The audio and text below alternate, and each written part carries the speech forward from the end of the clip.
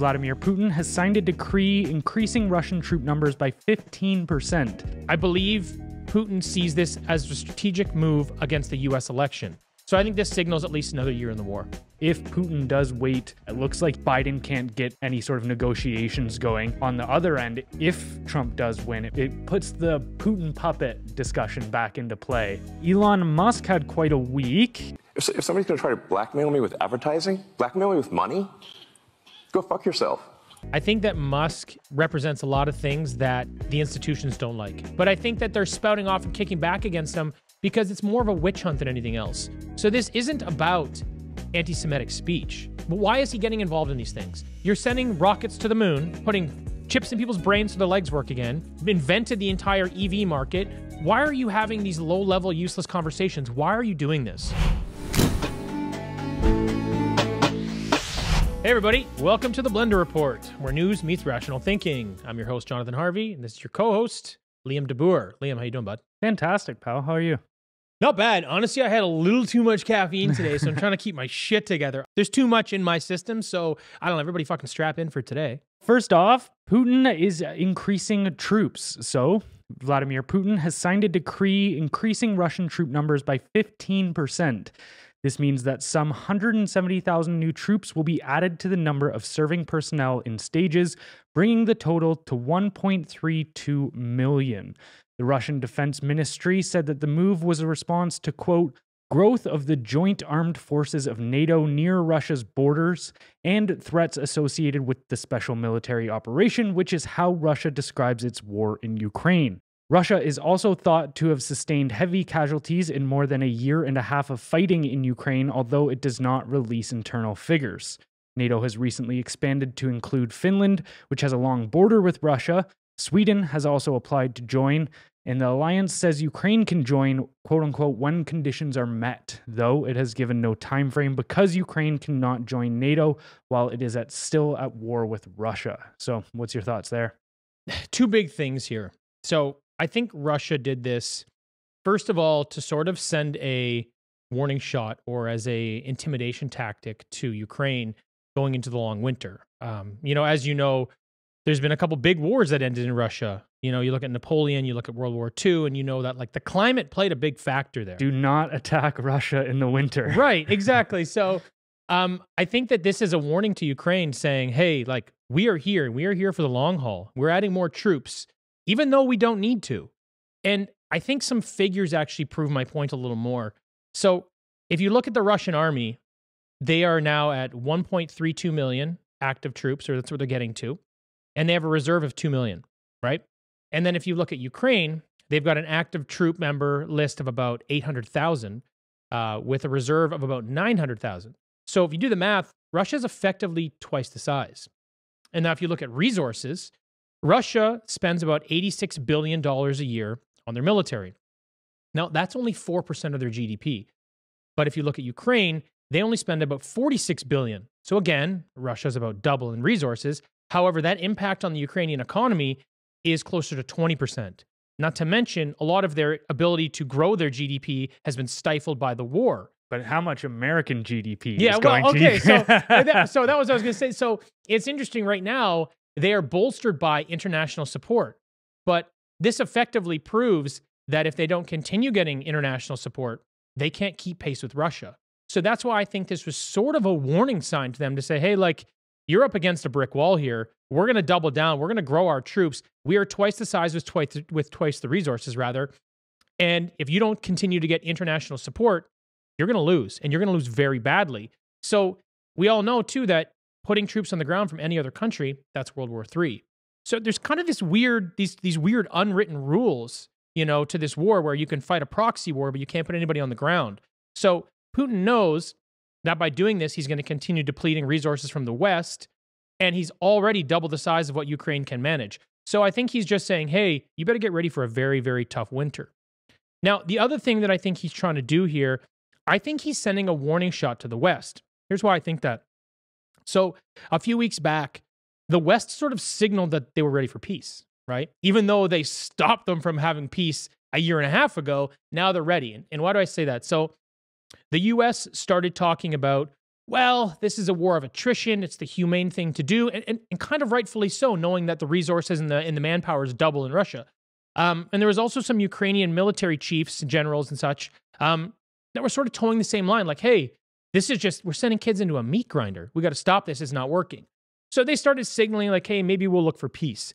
And then in the European Union, what von der Leyen was doing was they were trying to expedite or at least introduce the idea of accession into the European Union for Ukraine.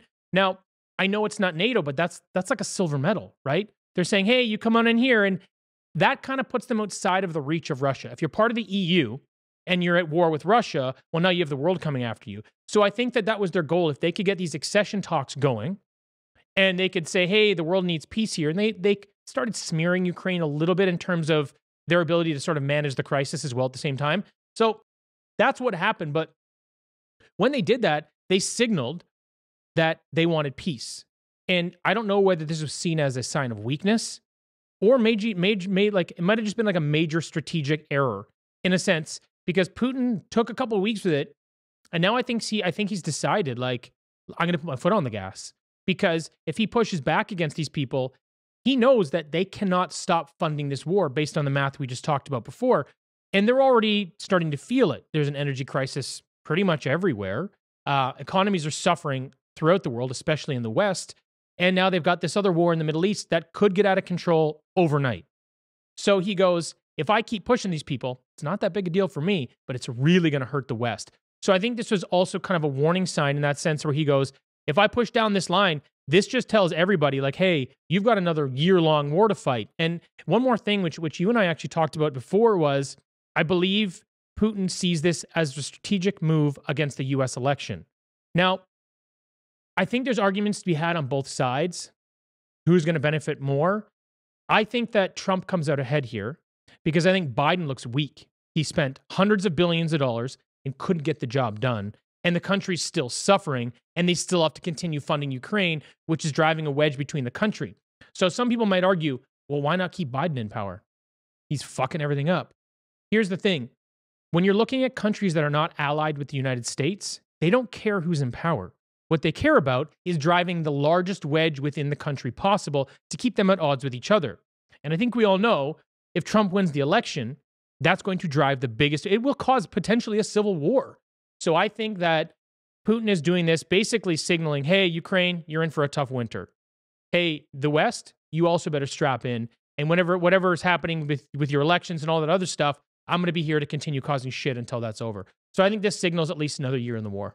I don't think many people realize that it's always been Russia's strategy throughout history to just throw bodies at war. Like meat grinder. In World War II, they lost 27 million people. Ooh. Now, that includes civilians. That's not just military personnel. That's all-cause war of death. Death of war. But, dude, they have no problem just being like, all right, bodies, just throw the bodies out there. They're like a field of zombies on a battlefield. There's a great quote, which is World War II was won with American manufacturing, British intelligence, and Russian blood. And it's like, so looking at this as just upping the military personnel, I think it shows where Russia's head's at, where, like you're saying, there's no intention on slowing things down on that front right now and pushing towards that 2024 election, because that's something that Scott Adams pointed out about. If Putin does wait to 2024 to have that election, then yeah, it looks like Biden can't get any sort of negotiations going. And then on the other end, if Trump does win, it puts the Putin puppet discussion back into play, right, with Trump. So it's as Scott Adams said, it's diabolical but very clever. I actually think it's a smart strategic move. I think he's got himself in a position where they thought that and backed into a corner. And like, obviously I would like to see there be peace over anything. But given the way that this is played out, I think he's got the advantage right now, and I think he's showing it by doing this. I've already said, you mentioned, certain things could happen, and we're right there into World War III, say military touches down. I already think that we're in World War III, and what you're seeing is if you think about world wars as a chess match, what we're seeing is the opening move stage where pawns are being put in place, and that's how they're always fought. There's these little proxy wars that always start popping up before major powers get involved in a world war. Of course. And so, you can look at Ukraine has always been a massive piece in that puzzle. Then, yeah, you've got in the Middle East right now. And next up, like, how long before China starts pushing Taiwan? Yeah, we're on the same page. That's a seeing as Taiwan's an island, that adds a completely different dimension compared to Israel and Ukraine, what's going on over there right now. But there has been talks, and who knows how legitimate it is, because nothing internal to the CCP is ever really going to get leaked. They've got that shit on lock. But there's a lot of talk about how China has had a strategy for the last couple of years, or decades even probably, where they have been talking about pulling America and the West into a war on multiple fronts to, like you were talking about, bankrupting them essentially before they actually full on attack. And you look at that and you go, okay, if America and a couple other nations, like say the UKs, Canadas, and Germanys and stuff of the world, if they now have to bankroll Israel, Taiwan, and Ukraine, it's like they're not going to be able to keep that pace. And then you've got Russia, China, and Iran sitting there just ready to fully mobilize. Yeah, I think you actually make a really good point. And I think they're also doing it kind of in an economic way beyond that, with things like BRICS and trying to de-dollarize the world and stuff. Because if the world goes through de-dollarization, 60% of reserve currency in the world is US. If that cuts down in half, like, I know that there's a balance between that money being used in countries that still trade with the United States. That creates a lot of turbulence. That not only goes, hey, you have to fund this war offshore, in 3 major locations, but we're also going to ruin your economy internally. And it's interesting because, we live in a time where you can be fighting militarily, but still have a strong economy in the background moving to keep things going, right? Kind of like Russia with their oil right now. You can still do both. But if they're attacking them from both sides, what position does that put the United States in? And I think a good example is Germany during World War II. This may be an unpopular opinion, but it's I think it's objectively pretty clear. If Germany had gone to Russia first, I think they could have taken over the world, because Russia had there was a lot of people in the world that didn't agree with them then, just as there is now. And I think that Germany would have had a lot of support in overthrowing Russia, and then they would have been untouchable because no one could have got to them. They could have had resource-rich land where they could have built all their munitions, had their people, and kind of gone in any direction from that point. But instead, what they did is, they fought too many wars on too many fronts. I think he got high on his own, whatever. I don't know. He had a myriad of things he was into. I think he also had like gonorrhea or something. Hitler did. Like he was cracked up on meth. He was not doing well by the end. Anyway, my point is, strategically, if he had been a little more focused and gone to Russia first, I think he could have made more progress in his effort to take over the world. Good thing he didn't. But what I actually want to point out is what really was his downfall was being divided, fighting a war on too many fronts, right? And so this is a little different from the United States. I'm not comparing them to Germany. That's not my intention. What I'm comparing them, and why I'm comparing them, is to say, if they are forced to defend a war on multiple fronts, you're kind of in the same situation where you just can't manage it. There's just no way. Like, you are going to suffer. You are going to fall. It's like, the idea of trying to juggle 12 balls versus 1 or 2, right? And I think that they're walking them down that line in kind of a different way. So I'm inclined to agree with you. You make a good point. I do think, this World War III situation is already in the early stages. And I think it's pretty clear that they're trying to divide their economy, and they're trying to divide their military operations into all these different little spots. And I guess we'll just see if the East can keep up with their move, because it seems to me, and correct me if I'm wrong, they're the ones that are setting the pace, right? They're deciding when they're going to make these moves. Russia is deciding what's happening in Ukraine. Now that you've pissed off the entire, all these Arab nations, there's 500 million of them. I know that there's a war happening there that Israel's sort of dictating, but that can escalate quickly based on how the Arab nations feel. So they can press that button, right? And then again with Taiwan, that's all whenever China decides to make a move. So whenever they feel like America's at its weakest and they have the resources and tactical advantage, there they go. Taking it apart from even just Germany in World War II, you can think about even past superpowers of the world. Rome, a large reason for their downfall was being just bogged down with unnecessary wars and sticking their military in too many places, along with rampant inflation and oligarchy that couldn't be kept in check. you know, just a moral decline, all of these things. But you're seeing every single one of these aspects of essentially what it can be thought of as markers for societal decay are being hit in America right now. And yeah, so it'll be interesting to see if they can turn that ship around, but it doesn't seem like it's going that way right now. Well, you know what I think is going to have to happen? I think at some point or another, America's going to have to decide what matters and what doesn't. So speaking like strategically, I think they may get to a point that they have to decide. And this is, so let me preface this for a second. I believe that you're seeing the East-West divide, right? You're kind of seeing not one world government, but call it two sort of factions. There's you know? globalization fracturing. Yes, that's a good way of putting it. And I think you're seeing it divide into this East-West, even though some of them are like, you know, they've got people on both sides, but essentially that's how it's splitting up. So I think what you may have happen at some point is it's going to be cut off the arm or cut off the leg to save the body. So I think the West and the US and the EU and all these NATO, they may have to decide like which wars do we want to fight because we can't fight them all. So do we give up Taiwan? That would probably be the first one they'd let go. So they're starting to I don't think so. But here's the thing, they're starting to do a lot of chip production in the United States now. So all the big microchip production they're doing in Taiwan, they're moving that all to the States. They're only But how long is that going to take? Less than 2 years. Oh, really? Yeah, Okay, they're moving on that very. Yeah. So they've got one of their own companies, and the biggest company that was in Taiwan is now building a branch in the United States. So they're strategically thinking, okay, if we have to unplug from here, what does that look like, right? And then the other one you'd have to suggest, much as I hate to say it, is actually I don't really hate to say it. It is what it is. People can feel how they want to feel. If you look at it strategically, the other one to fold is Israel because it's in the middle of all the Arab nations. So you kind of look at, of those three places, the one that they'd probably continue to fight for rather would be Ukraine, just because how it's connected to all the other allied NATO nations, whereas the other two are kind of in their own little pockets. So the United States might have to make a decision in the next 5 to 10 years what they do. They might have to go, okay, if we fight all three of these wars, we die. So where do we want to stand our ground and start fighting this war from one side against the other?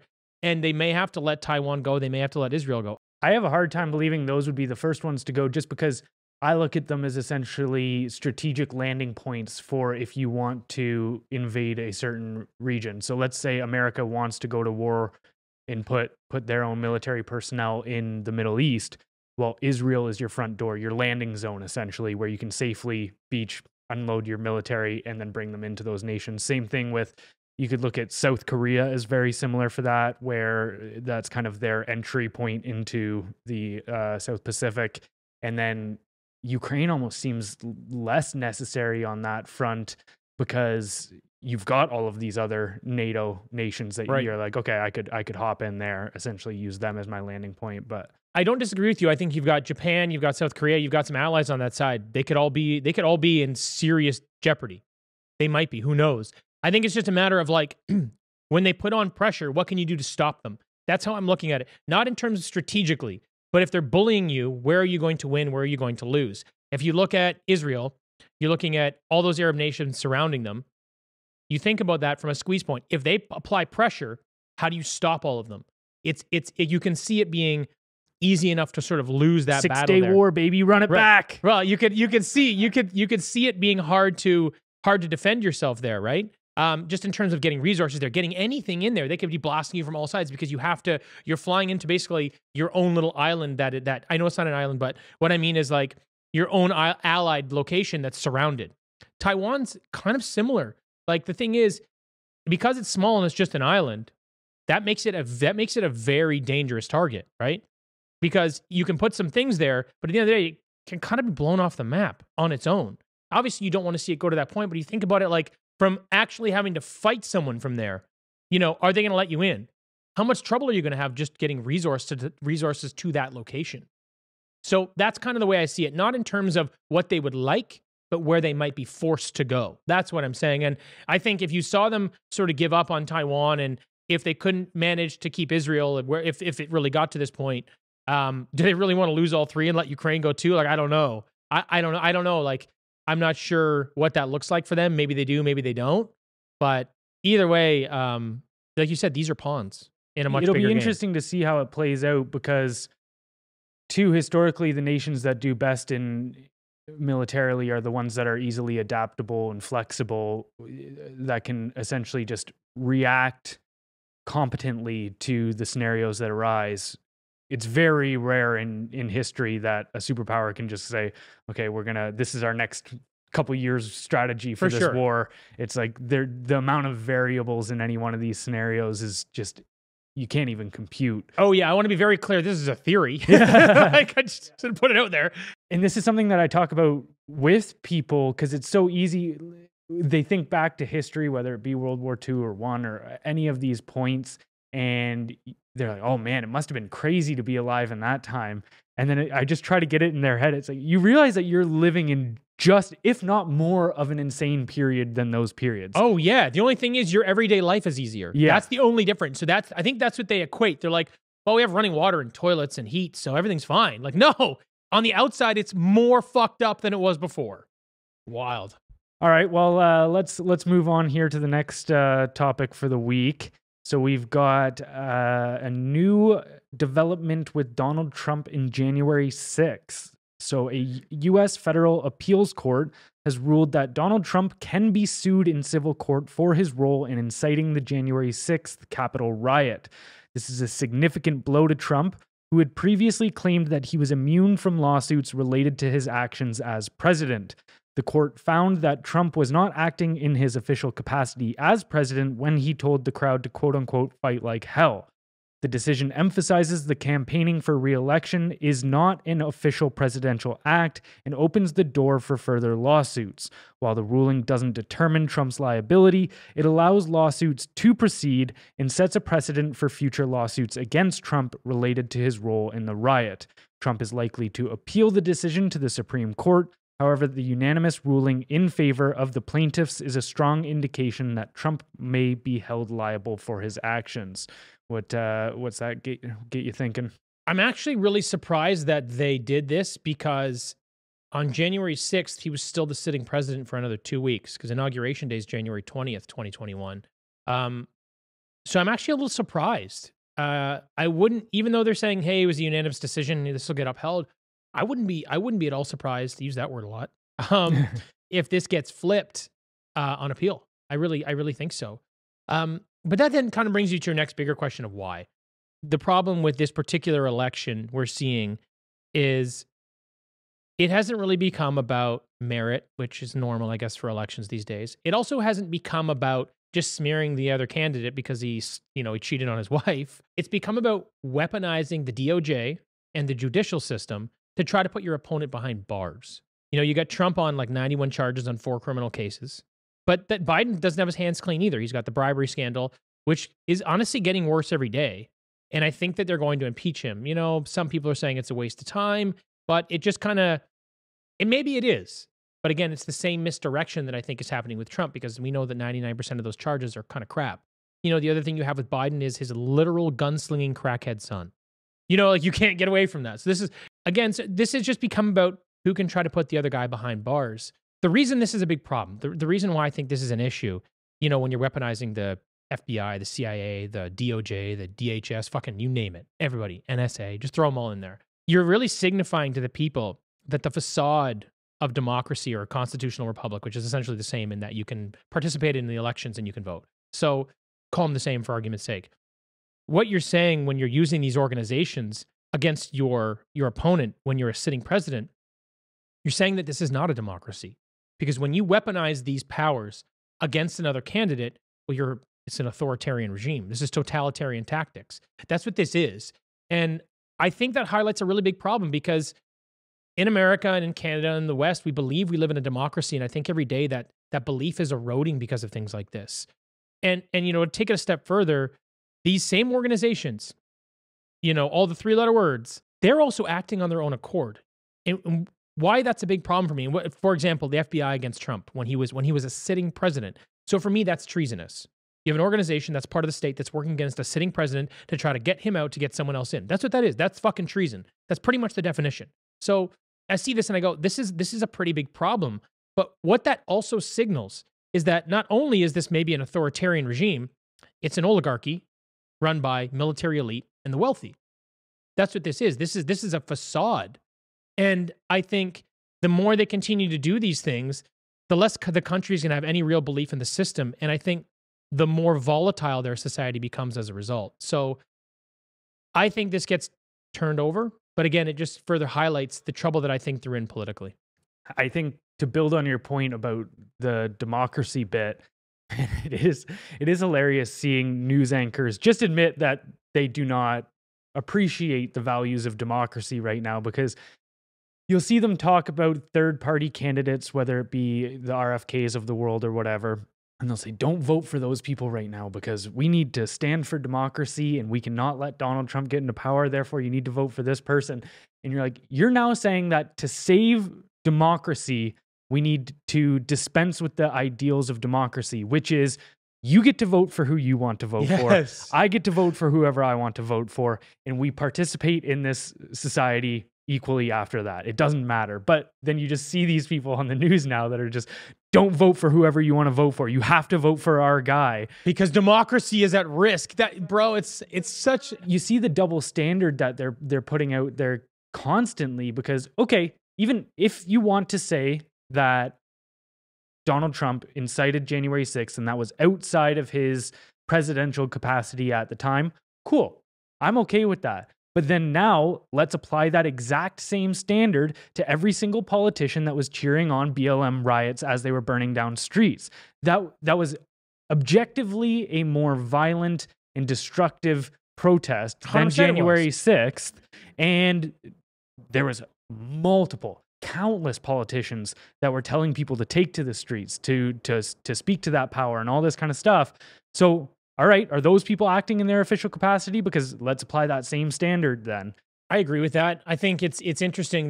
They've set up a system, and I don't know how they've done it. They've done a great job, where there is a set of rules for the Democrats and a set of rules for the Republicans. And the Democrats can pretty much break all the rules, and they've got the judicial system, and they've got society, they've got social media, they've got the loudest fringe group supporting it. And what's so weird is that their ideas lack logic and are very much a charade. Whereas on the Republican side, you're playing by a very different set of rules. If you step out of line even half an inch, you have the absolute, the woke mob, all the mobs are all over you, and then they weaponize all these systems against you to shut you down. It is really interesting, you know, and I think it speaks more to the fact that this is becoming a little more authoritarian than people are willing to see or admit right now, because they're pandering to one side that's now in power. And the messaging I find that they're using is saying, well, those are the bad guys and they want to take away your freedom. So we'll give you whatever you want as long as you continue to support our rhetoric. You know, they say don't bring a knife to a gunfight, right? So the Democrats are using guns right now in this, you know, theoretically speaking.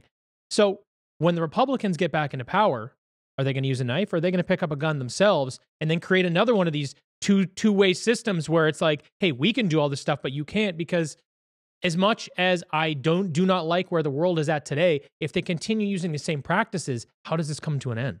The extremes push each other to be more extreme. Right.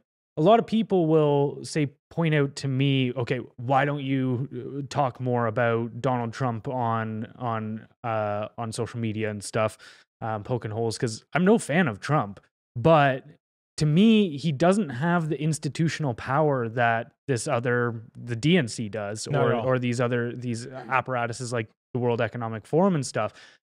Trump may well be interested in becoming tyrannical. I don't know his intentions. Right. He also might not be. He might believe that he is just trying to make America great again, or maybe he is tyrannical. Who knows?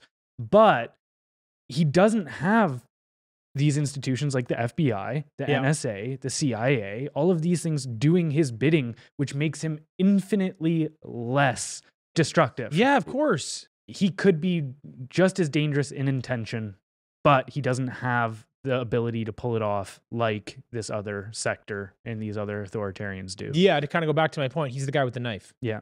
So I totally agree. He can't cause the same amount of damage. You know, it's interesting.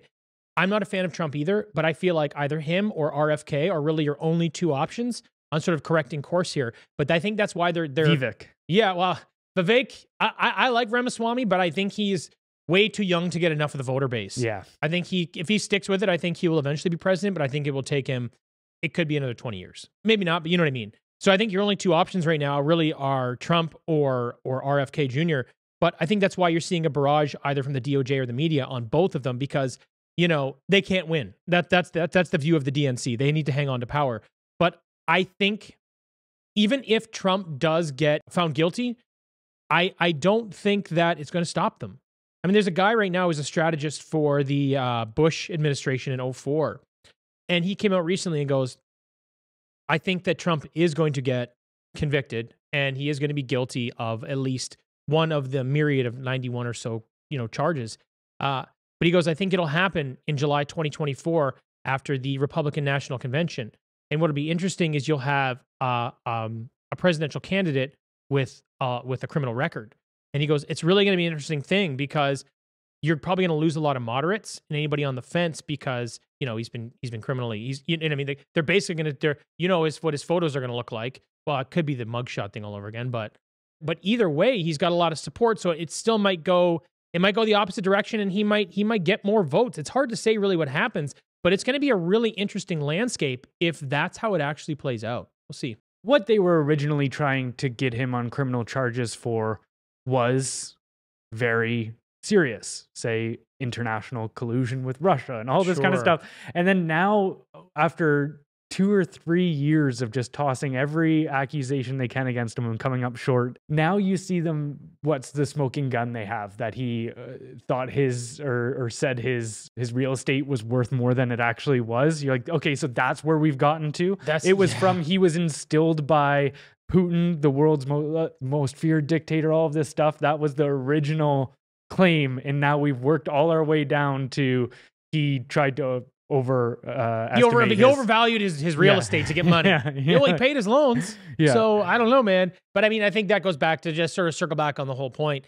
It's basically a charade. They're just doing whatever they can to throw him off the campaign trail and to shift anybody that's on the fence or moderates back over to the Democratic side and just make them look as bad as they can. I think that's their weapon of choice. And realistically, I think it's all they can do to try to beat the guy because this isn't about merit. And Biden has done some things that are very questionable. And he's in the hot seat. So if they don't put him in the same position or worse, they have no chance. So I think this is sort of like a last resort, but the only thing they can really do. So I guess we'll see how it plays out. Moving on here, Elon Musk had quite a week. During a recent interview, Elon Musk was asked what he thought about numerous large corporations, including Disney, Apple, and IBM, pulling their ads from X after Musk endorsed a social media post accused of promoting anti-Semitic content. His response was to the point in this interview. He said, If somebody's going to try to blackmail me with advertising, blackmail me with money, go fuck yourself. But go fuck yourself. Is that clear? I hope it is. Here's what I think about this.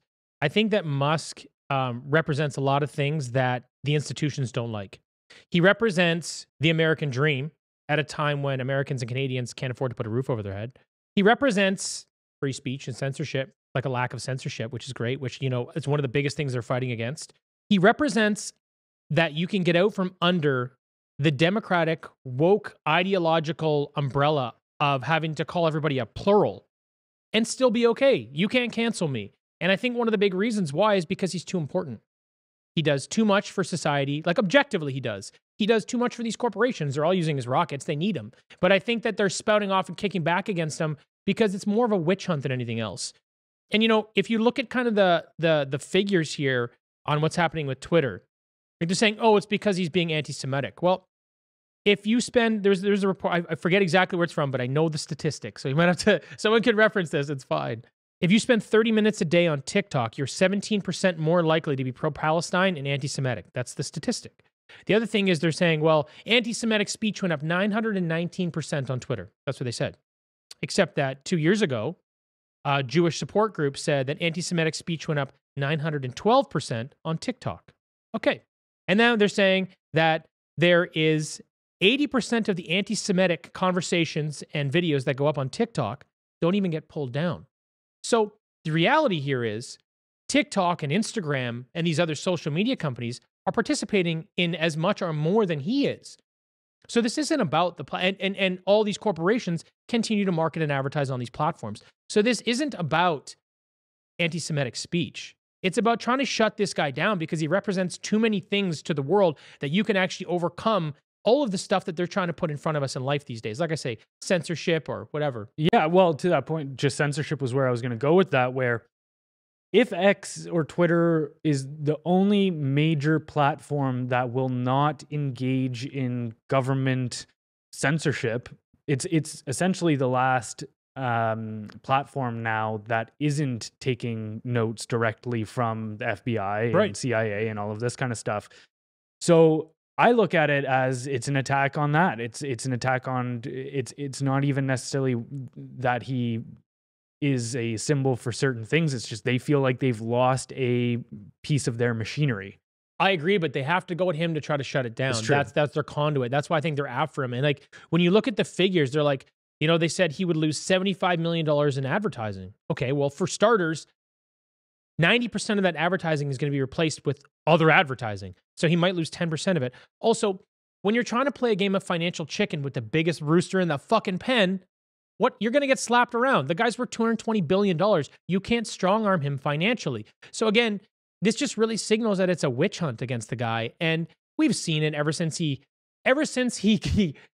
fell off or jumped off, the Democratic bandwagon and started saying, hey, you guys are doing some crazy shit over there. They just went on the attack. And we all know that the mainstream media is currently under the Democrats' control. So every single day, there's a barrage of hurtful media stories, mostly bullshit, that are coming after the guy just to try to smear him. And in any way they can, like I agree with what you're saying, in any way they can, shut down using the use of Twitter. I think that's their only goal, right? Because people are still going to buy Teslas. No one seems to give a shit. That's ineffective. All the other governments around the world, including major corporations, even Amazon right now, they're going to continue using his rockets. They all still want access to his satellite grid. So it's like the only thing that they can try to do right now, like you said, is to smear this guy to try to get people to stop using Twitter. But I think it's a dead end. Because like you said, how many people stopped using Disney the day he came out and said this? Because the thing is, he's the people's champ.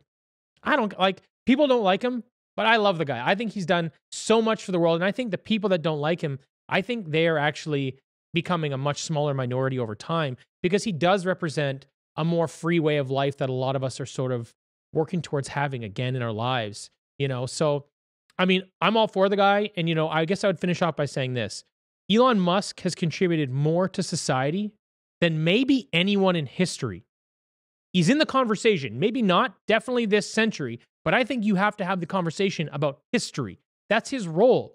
So you get a lot of these CEOs, and what they do to tell you that they're on the right side of history is they put a rainbow flag in their fucking social media icons for a month, whenever that month, I don't even know, June, July, to show that they're on the right side of things. But they don't objectively do anything correct or anything right for society, where all this guy does is actually execute and try to do what's better for the world. It's what he's basically devoted his life to. So you can smear the guy all you want, but actions speak louder than words.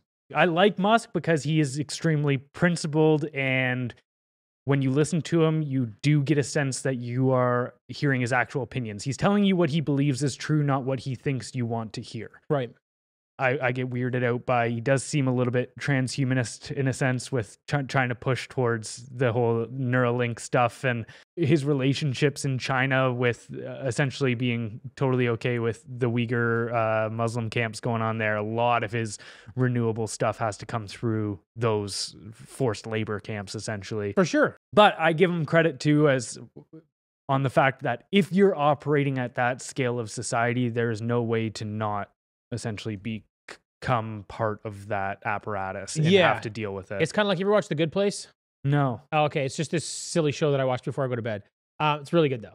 But it's kind of this idea that the world becomes so complicated that even if you buy a tomato, you're contributing to all these negative things because it's like, well, it's underpaid labor, underpaid distributors. They're throwing out all this other food. They used pesticides on it and this caused this and da-da-da. So like the downstream effects of every decision you make you essentially you're going to go to the bad place because you can't really help it. Now, I realize in maybe some of his decisions, they're a little more hands-on where you're like, okay, well, maybe the labor camps in China, that's a bad look. I agree. I don't think sunshine comes out of this guy's ass. I don't think he's perfect. But I think when you look at scale, if you have a scoreboard and you're keeping track, do I think he's evil? No. Do I think he tries to do the right thing for society? Yes. That's what I believe. Does he take more action than talk shit? Yes. And he talks a lot of shit. Yeah. But is there things that are happening that are not great that he's a part of? For sure. No denying that. But I think when you look at someone at that level, you have to look at them outside of the way you and I look at each other and maybe your friends and who you see on the street, because their impact is so substantial I'm not saying make an allowance for them, but you sort of have to look at it more objectively, like he is a robot, and say, okay, the things that he's contributing to society in this way, if he's not doing anything specifically nefarious to try to harm people, but that is a part of what's happening so he can contribute to society in all these other ways, I think you have to have a non-emotional, tough conversation with yourself. And I do that all the time. No, I agree. And I definitely think overall Elon's a plus, but I like to try to avoid idolatry and looking up to people as fans, or just being like, okay, trying to keep it very present in my mind as being like this aspect of things. Yeah, I mean, don't get me wrong. Yeah. I think that he wasn't popular in high school, so he does shit right now. That's kind of, I do. I think you see a little bit of an 18-year-old in him sometimes, acting stupid and saying stupid shit and getting in a conversation. Right, like getting into conversations he shouldn't be a part of. Like, I know better at this stage of my life, because I had years where I did all those things that I don't think he did. So you still see some of those, character flaws for sure. And that can sway the way people make decisions and mistakes that they make. But again, overall, like we said, I think it's a very big net positive. So I continue to support the guy. And it looks like you said, public seem to be doing the same thing these days versus the private corporations. Yeah. And one thing that I did want to kind of bring up in regards to this topic is the whole tweet itself that set it off, because Musk did apologize for the tweet and said it's, quote, one of the most foolish, if not the most foolish thing I've ever done on the platform. I'm sorry for that tweet or post. The tweet itself was somebody replied to a ad that was made by, I believe it was the ADL, and it was a father and son, and the father caught the son tweeting out or making social media posts saying Hitler was right, which is actually a astoundingly common thing on social media to see. But the ad was this father taking his son to a synagogue and saying, okay, you want to go say Hitler was right? Go say it to those people. Go say it to the actual people. Right. Like saying, the say it to our face thing. That was the ad. Right, okay. And which, sure, good message. If you're going to be able to say something online, you should be able to. I think a lot of people should use that these days. Yeah. I think there should be a new rule in society that when you talk shit on someone's platform, your name goes into a fishbowl, and once a week that person draws a name out, and if they draw your name, you have to fist fight that guy. Yeah, because I'm telling you, people would talk a lot less shit. Well, and people ask all the time, why do I speak out my opinions online and all of this? And I'm like, because I don't think there's anything wrong with my opinions, so I'm not going to be scared of sharing them. No. But anyways, yeah. Sorry, go back to your point. So the original, the response to this ad, a relatively unknown person on Twitter responded, Jewish communities have been pushing the exact kind of dialectical hatred against whites that they claim to want people to stop using against them. I'm deeply disinterested in giving the tiniest shit now about Western Jewish populations coming to the disturbing realization that those hordes of minorities that support flooding their country don't exactly like them too much. And then that's the tweet that Musk responded to and said, you have said the actual truth. Now, I think that tweet actually does make a good point. If you remove Jewish communities and replace it with some Jewish organizations, because it's not the Jewish community, it's not Jewish people in general, but the ADL, man, it actually does have a extremely fucked up past of very much so going over these, and that's what he's pointing to, where the ADL has very much aligned itself over the last decade or two with the social justice movements that call all white people oppressors or colonizers or this or that. And then now you see them having a shitstorm, a heyday, as soon as people are starting to call Israelis colonizers and occupiers and this and those, that exact same language, the same rhetoric that they've helped push against other Western people. Yeah. I don't see that as a totally left field stance to take, to say, I don't have that much sympathy for this now, something you guys have supported now backfiring in your face. Right. Now it's being used against you, even though it was used against us. And I think if they framed that instead of Jewish communities as talking about the ADL in specific, because the ADL is super powerful. They've been around for a long ass time. And so I do think if they had framed it that way, it could have been a lot less of a controversial I agree, but statement. I think people say things to sensationalize them to start controversy. I think that's kind of the problem. You know, I think this, so one of the things that I agree with a bit there too, for sure, actually most of it, the ADL is a group of shit disturbers. Again, you may have the right idea when you start your organization, but if you look at their track record over the last decade, it has been causing shit. It has been pushing the left-wing ideology and sensationalizing it any way they can to cause controversy. That's what they've done. And that's why Musk has an issue with them specifically. So Musk has his issue with the ADL. That's where his problem is. He wanted to sue them, didn't he? Yes, yeah. So that's where his issue lies. When it comes to that conversation, though, in general, I think that a lot of times people can make really good points and try not to sensationalize them as much, but then you don't get the social clout. And that's kind of the problem these days, is we don't really sit to have a conversation to understand one another. We just wait till it's our turn to talk to try to blow the other person out of the water. And it's such an unproductive way to have a conversation. Sound bites. Yeah, because like you said, there's a lot of truth to the way you explain that to people. And people look at that and go, yeah, okay, like I may not agree with you, but I see your perspective and I see how if I objectively look at the past and how those terms were thrown around at that group and now this other group, how this person might say, hey, I'm not really going to support you. Now, I don't really see it necessarily that way, but I can understand why that conversation happened. And I can see the perspective, but they don't have the chat like that. That's not how these things happen. So that's why this becomes a bit of a shitstorm. But to my point earlier, why is he getting involved in this conversation? This is the low-level stuff that I think he needs to avoid. I don't get involved in those conversations. I'm a nobody. I can, but why? Like, first of all, I'm from neither community. So I might share a perspective, but I try to be as objective as possible and not really pick either side. That's how I try to manage most of my conversations. Even when it is my own, even I don't WAP, even if it's Italians, like I don't like go to support them. Like I go, okay, what's happening here? What's objectively happening? But why is he getting involved in these things? You're sending rockets to the moon. You know, you're putting chips in people's brains so their legs work again. You've basically invented the entire EV market. You know, you've done all these fantastic things for society. Why are you having these low-level, useless conversations? Why are you doing this?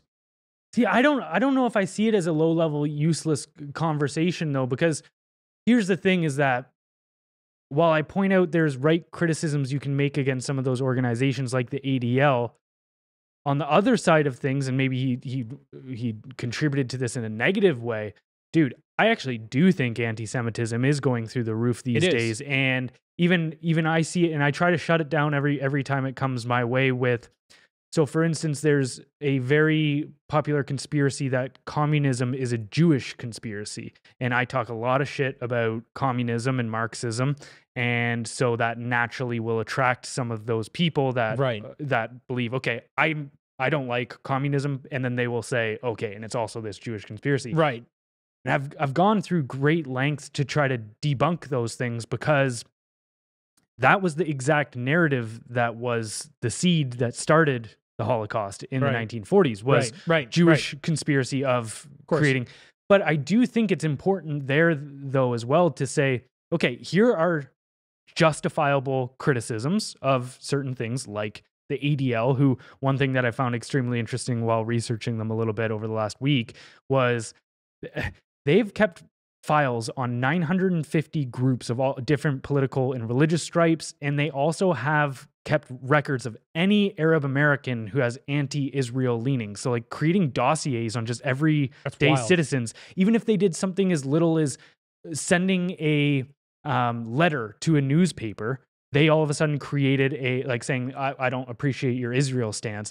The ADL then would start a dossier, file on those people. So I do think that those aspects need to be criticized while also balancing that larger conversation, which I do think is, because I think these cultural things are extremely important when, say, talking about kind of debunking these Jewish conspiracies or debunking this idea that colonialism and racism is something that's inherently from Western ideals or white people, that it's this white construction. I think these are extremely important narratives to try to discuss because culture is upstream of politics. So these cultural ideas then become the policy that we then have to argue you look against. at that, you call it, that's the Overton window, what they deem acceptable within society to work within a political realm. So I should clarify, it's not that I don't think the conversation at scale is important. Having it on Twitter by responding in that way to a guy that is responding to an ad that says, send your kid into a synagogue to tell them that Hitler was right, that conversation is low-level stupidity. I agree. I think it's just bad propaganda, and he shouldn't have been involved in that way. Not that he shouldn't use his influence in the cultural realm, but use it in a way that is actually constructive versus this, which obviously blew up in his fucking face. That was kind of what I meant. Yeah, yeah, and that I would agree with, because there definitely wasn't a lot of room for nuance within the conversation he was No, having there on like Twitter, where's the so, upside? yeah, Like it's yeah. it's inflammatory. There's no value. That's Yeah, exactly. That's probably one of those late night tweets where he's sitting there after going to legal battle with the ADL or something for the last month, and is just Yeah. fucking raging in 2 his a.m. room. triple calf, And wanted a then- decaf, and now I know where he's. I get it. I fucking get it, man. Yeah, perfect. All right, well, let's move on here to the recent finding that the unemployment rate in Canada has increased. So the Globe and Mail wrote a headline: Canada's unemployment rate rises to 5.8% as job gains fail to offset population surge. Statistics Canada released its November labor force survey on Friday, which showed the jobless rate rose to 5.8%. The economy added a modest 25,000 jobs, slightly surpassing forecasters' expectations, but trailing behind the pace of population growth. RBC's assistant chief economist said the increase hasn't been that large to date, but it is the kind of increase that typically you only see at the start of a labor market downturn. So what I find extremely interesting in that is the use of the word population growth instead of immigration. Yeah. Because it's like, we know that this population growth isn't coming from people turning 18. Sure, there's some. It's not baby boomer 2.0 here. So it's one of those things where, to me, it seems like it's a completely manageable situation. It is. But we continue to put bad policy in place, which we then see the negative effects of. There's a couple things I would say about this. Like, first, there's a few other statistics that I remember from reading that kind of stuck out to me. One was that the average age of employment went up 77,700 years. So that means that a lot more young people lost their jobs than older people, which to me sort of signifies a bit of a problem in that your young people are just staying home, giving up. They can't really afford to live the dream, as I said earlier. That's definitely part of the problem. You know, the other issue, like you touched on, was this immigration thing, where they keep turning a blind eye and saying this isn't going to be a problem. This is just the way society has to go and everything's fine. But what that report said was that they need to be driving 50,000 jobs a month in Canada to keep pace with the immigration. That's what they need to do, which is almost impossible, especially considering we went down going into the holiday season, which is crazy because usually gig work picks up like mad, you know what I mean? And things slow down in January. To your point, one of the largest sectors that drove that unemployment rate was retail and stuff. So Right. You think about, especially to your point about holidays, it's like this is the busiest time of year for retail, and they're laying people off. Even scarier. And so we're not going to be able to keep up with this at the rate that we're currently going. You know, they said, hey, well, 15,000 new jobs came for construction. That was their point. That's a good point, except we're still below the numbers we had in January last year for construction. So we're still not even square on the year. The only thing that's done well over the last 6 months rather, has been the public sector. They've gone up 2.3%, which is just another tax burden on society. But there's a couple issues here, right? So first one is this. If the primary increase in your population is coming from immigration, and 6 out of 10 can't find consistent work over the last 2 years, that's a long track record to look, 6 out of 10. And they continue to have these problems. What does that do to society? It doesn't just mean people are unemployed. It means that the government now has to pay them to be here. That's a big problem. You see, when an 18-year-old can't find work, they just stay home with their parents. They're not as big a drain on society, you know, but when you're having this mass immigration and 6 out of 10 can't find work, what are you doing? You're just creating more stress on you're just creating more stress on the economy from the taxpayers. So this is a bit of a double whammy. Not only is it unemployment, it's a substantial burden on society. Here's the other thing that I have a problem with. And I'm seeing this more and more, and this is kind of why I mentioned the thing about the increase in age. I think we're doing some dangerous stuff these days in the media and sort of signaling that people can't keep up with their bills anymore because they're no longer on stimulus checks. And that's what they're saying in the media. So they're kind of normalizing it, or they're priming us saying, well, if you had a stimulus check, everything would be fine. Everything would be okay. And you're seeing a lot of these young people that are seeing that and reading that and believing that, and the life that they know is, I get money to stay home. So even though you're seeing these numbers go up and now you're seeing the problem with immigration and we're already paying these people to stay home and not do work anyway, I think we're walking closer and closer to Trudeau's platform speech for 2025, which is going to be universal basic income. So the numbers don't look good, but I think what's going to happen is the government's creating a problem. The government is doing what the government does. The government is creating a problem by driving immigration and making unemployment continue to go up. And then what they're going to do is they're going to provide you with the solution, right? By giving you universal basic income. Now, the other thing they're doing that's making it hard is entrepreneurship is dying in this country. So no small businesses, which contribute to a large portion of the jobs in this country, continues to go down. It went down 0.9%. It's going to continue to go down. People can't work for themselves anymore. It's unsustainable in this particular economy. So the government just continues to create this bigger and bigger problem. And when you throw more and more people in from an immigration perspective, these numbers just get worse and worse. And the only way to fix it is to give people money. And the only way to get money is if you vote for Trudeau. Luckily, I think the opposition to Trudeau is one of the few people that would be able to debunk the narrative that universal basic income is a good thing for our youth, especially just considering the economic dominoes that are going to fall and just crumble as soon as you start instituting that policy. I can do it. Put me on the fucking stage. I'll shred that thing apart. Yeah. So I am hopeful that at least I think Polyev is one of those guys that can stand on a stage and not just explain to the boomers who already would be opposed to just handing things out to free, for sure, like your kind of classic conservative would be able to, but that is also going to be able to put that messaging to the younger people and say, no, look, this is not in your best interest. I know it seems nice because it solves some short-term issues that, you know, you're dealing with today or tomorrow. Right. But we got to think about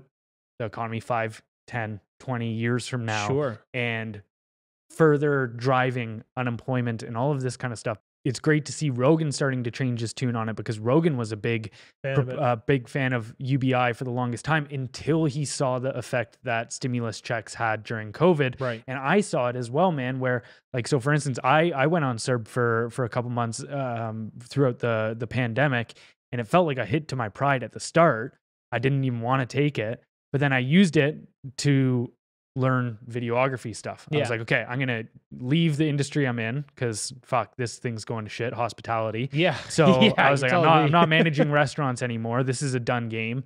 So I'll go on stimulus for 6 months and I'll learn this, and then I'll essentially catapult myself in a new direction, which has paid off. It's funny that I'm arguing against something like stimulus checks and UBIs because it helped me significantly. But what I also saw was that during that period, none of my other friends did that shit, man. 99 times out of 100. That's the problem. And I told them all to do that. I was like, look, you have a blessing right now, essentially, where you can take on a new skill, start a business, do something that now puts you in a better state. And that's the whole argument for UBI. But then you just see human nature, which is, well, okay, I can just take this check and, all right, well, I can just play video games for 12 hours a day now, or I can drink 5 days a week. Oh, yeah. Get after it. It's the path of least resistance. I think the issue, UBI is easy to shred apart. There's just no money for it. And whenever no matter how you skin it, it just comes out of the pockets of taxpayers, or you just print more money, which drives inflation. Whole thing's just a whole mess. It's not going to work. You get that idea, though, where it's like, hey, we're going to give you money to get on your feet, and you're going to go learn a new skill, and you're going to become excellent. Except that if you look at the legislation that they're trying to put through, it says that no one on UBI has to learn any new skills or even consider contributing to the employment market in any way. Basically, they're saying, well, that's its own form of racism. What are you talking about? So they're not trying to push the idea that you're using it to catapult yourself into the future. That they're not even, it's in the bill itself, which to me is a big problem. Like, if you're not even painting it that way, like, hey, here's a 3-year deal. Here's what we're going to do. Here's the strategy. We're going to start here. We're going to wean everybody off. Here's what's got to happen. You got to meet these benchmarks. You got to go take these courses. Here's how we're going to reestablish society and give you a leg up because we put you in such a bad spot. Now you got me. You want to do this for 3 to 4 years? And here's your plan. Here's how it looks. Even if we have to print money and do this and this and this, it's going to contribute to society in these ways by building critical infrastructure in these other ways, by contributing to entrepreneurship, where they're incentivized to stay in Canada and build businesses and do, domestic manufacturing and production and do all these things. Now you've got a plan. But that's not the plan. The plan is to just give free money away, and that everybody has a right to it, which is total bullshit. Yeah. That's not the way this should work. But here's my concern. You mentioned that Pierre's going to get on stage and he's going to say, hey guys, this isn't better for the long run. This is not going to help society, not going to help Canada, not going to help you in the next 5 to 10 years. It's just going to be a short-term solution. But when you're talking to a voter base that are all victims, right? And the last few years has been so hard that they all feel like they've got it worse than anybody else in the world, and you give them an opportunity to get out of that, what they're going to do is they're going to go, I got to get mine.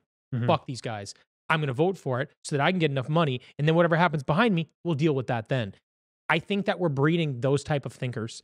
And that's my concern, is not enough people think the way you and I do and would use it to their advantage. They would just take advantage of it. Yeah. So that's what I see. That's what I see happening. And that's sort of what I think these numbers sort of signify. And something I do try to keep in mind, because it's very easy to become resentful towards those types of people that say don't apply themselves and just kind of give up. And I mean, don't get me wrong, that's my base instinct to react on how to react to those types of people in these situations. But part of me also understands it from a lens of, if I'm going to go work 45 hours, 50 hours a week, I know people that work 50 hours a week and are dirt poor. Now, could they change some things about their lifestyle? Sure. 100%. That wouldn't make them, say, necessarily dead broke. But even if they stop and change their lifestyle in certain positive ways, they're not getting a house. They're not going to be able to have a family on that. Like, so I can kind of see essentially how these people have just become demoralized, where it's like, okay, even if I go put my nose in the dirt and work hard for 50 hours a week, I'm still struggling. So what's the fucking point? I might as well throw my feet up then. And it's like, no, I agree with you in the sense that not everybody has got the same capacity or capability to pull their socks up and get the job done. I'm aware that people do need assistance, and I do think that there are programs that exist to help certain people. But to your point, that problem that person has that's willing to work their ass off and go get it done, and they're just not making enough money to get through, that's also a government-created problem. That's what, yeah. And that's it. Like, these people, this liberal ideology just continues to create these bigger problems for people where working hard and, being, a loyal Canadian is not good enough anymore. And they're going to convince them that it's somehow the fault of, I don't know, society, conservatives, Republicans, MAGA, whatever words they choose to use at that time. But the reality is, the Liberals have been in charge of Canada for the last 8 years, and we are where we are because of the decisions that they've made. So again, this is the fault of Trudeau and his liberal regime. That's what this is. So for people to just go, well, you know what? I'm going to trust him this time because now he's got it right. Give your head a shake. I'm sorry, but like, you don't have to have the same capability as the rest of us. That's fine. Or as us, or whatever it is. But you should be able to point out a pattern.